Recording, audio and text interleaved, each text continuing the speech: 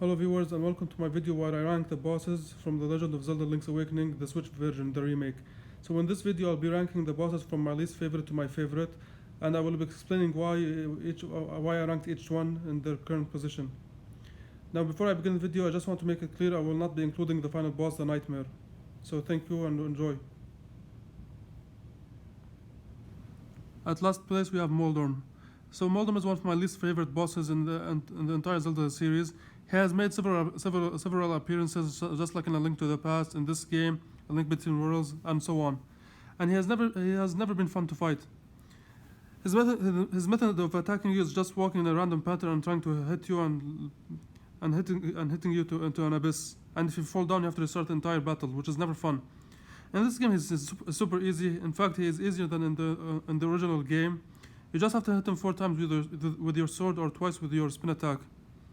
They also made him easier since you can't actually fall, or you have less places to fall into.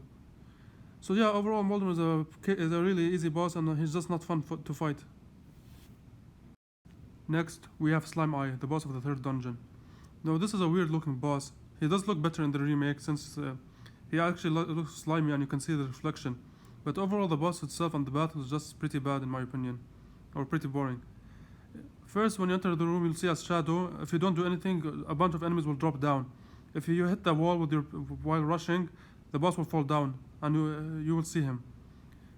Now, the boss looks really weird, like he just looks awkward in my opinion. But however, the battle itself is just, in my opinion, very bad. All you have to do is attack his eye several times until he stretches out with the max. After that, you have to cut it by rushing down into the middle.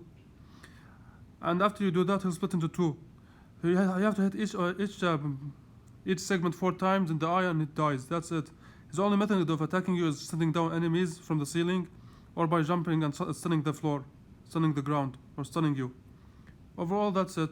The boss is really easy, and the battle itself is actually kind of bad in my opinion. But overall, it's not a good boss. Next, we have Hothead. Now, Hothead is the 8th boss, which means he's the final dungeon boss. He's the boss of the final dungeon. And for the boss of the final dungeon, he's such a disappointment. His only method of attacking you is by squirting or hitting the lava, and then the 4 fireballs will pop out of the lava. If you manage to hit him with a magic rod, he will start to bounce around, and which means you can get hit by it, and he's kind of difficult to dodge. But overall, the boss is so easy, and he is actually easier in the remake. I remember in the original game he could actually do 4 hearts of damage, but in this game he does only half or 1 heart. So they actually made him much more easier in this game, which I don't understand why, since the boss was already too easy. So overall the boss is not only easy, but you really don't have to do anything but stand in one place and just shoot the magic rod. He's really easy for the final boss, and which is unfortunate in my opinion.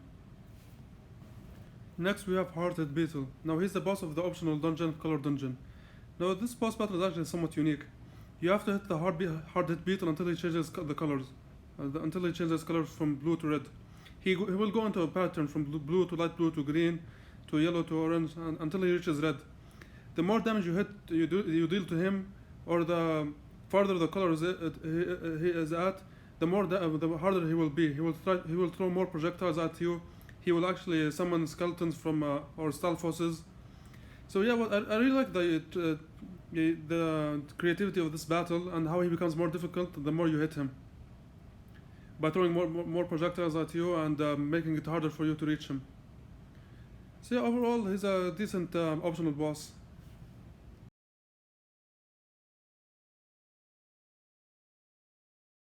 Next we have the Anglerfish. Now in the original game this boss was a cakewalk. You can literally beat him in 5 seconds, but they actually improved on him a lot in this game.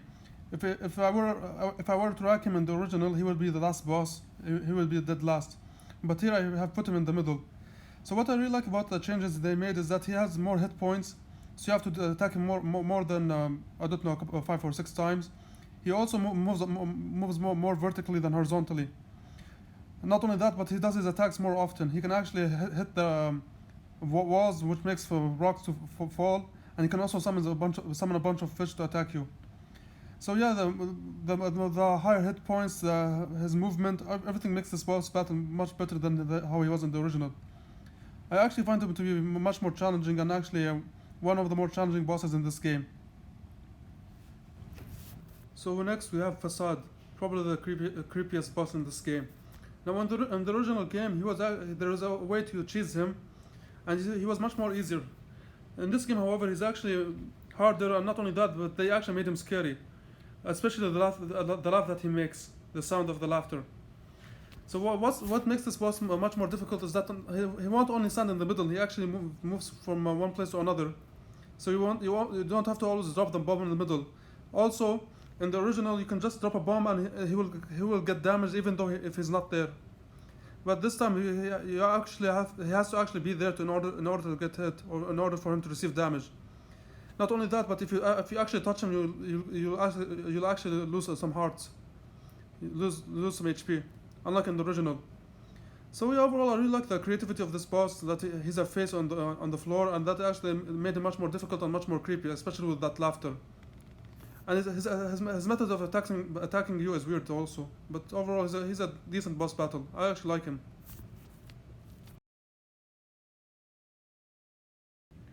So taking third place is the genie. Now I'll be honest with you guys. I really despise the genie in the original game. I always found him to be extremely annoying, especially with his dialogues, his repetition. And not only that, but the room you fought him in the original game was much more smaller, giving you less space to move or to navigate. They improved on him significantly in this game, giving you a bigger room. Not only that, but he talks way less. But not only those two, but he's just much more fun to battle. His fireballs are much more fun to dodge, unlike in the original where it was a pain. And not only that, but they also improved the second phase. In the second phase, he'll throw one huge homing fireball at you, and after a while, it's gonna touch the ground. Even the second phase, the more you hit him, he's gonna change color from blue lips and from a purple clothing into a dark blue lips and light blue clothing. So although it's a minor touch, I really like the change they made with his color, or like the way he changes color the more you hit him. And the battle overall is much more fun and it's actually one of the more challenging bosses in this game. So yeah, I really like this boss battle in the remake. They improved on him significantly. At second place we have Slime Eel. Now I can't choose between Slime Eel and the Evil Eagle. They're interchangeable, but for now let's put Slime Eel in second place. So what I really like about this boss battle and the original as well is his design. I thought he looked really cool and creepy at the same time and awkward. So he has a huge tail in the middle with a spiky ball at the end, and he'll spin it around, which is where the challenge comes from. It's kind of hard to dodge unless you stand in the corners. But overall, the tail itself is actually pretty hard to dodge, and it's what makes this boss battle challenging. Now to beat the boss, you have to actually try to pull him out. To pull the real one out, he can actually make a decoy, and if you pull him out, the decoy will explode. Decoy will move around a bit and explode. For you to tell the difference between the decoy and the real one, you have to look at its pupils. The fake one has a weird looking pupils, while the real one has actual pupils. So yeah, overall, I really like the challenge that this boss battle offers, and the fake slime eel that he can pull out on you. And I find him to be actually probably the most challenging boss in this game, or one of the most challenging. Plus, you have to actually watch out or actually to see where from which hole he will pop out from. So yeah, overall, a really great boss with a great design and a decent challenge.